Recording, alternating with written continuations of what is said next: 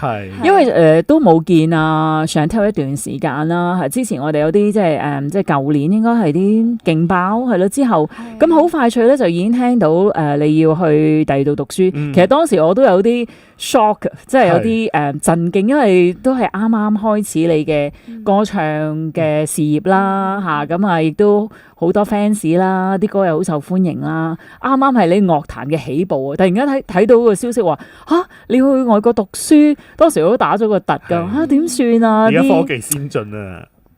等你自己講下先，係咯，你當時係呢個究竟係即係我知你屋企人好緊張，你要完成你嘅學業啦。咁你有冇同佢哋之間有因為呢樣嘢 bargain 過，即係討論過一段時間？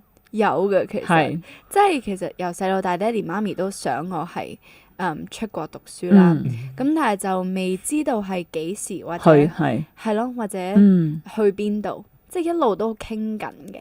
咁點解會覺得呢個時候係最好嘅咧？其實我自己都即係之前都有啲猶豫，係咪真係應該去？即係會問佢哋可唔可以遲啲啊？係我而家係喺一個好舒服嘅時候，即係。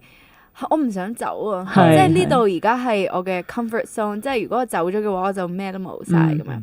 跟住同埋依家趁住個勢啊嘛，舊年又出咗啲歌又幾好咁，又攞到啲樂壇嘅獎咁，又試過喺唔同嘅即係舞台上高表演。我覺得你啱啱即係開始起啊，開始紅啊嘛。係咁，爹哋媽咪嘅原因就係因為呢個咯，就係因為太忙啦，就成日都唔係荒廢學業。又唔係荒廢，但係好似少咗啲時間俾我去真係溫書同埋做學校嘅嘢，所以佢就想俾一個真正嘅正常啲嘅校園生活俾我，咁我就可以專心讀書，咁我翻嚟嘅時候又可以專心工作，咁所以係兩樣都有咯，而家係，所以。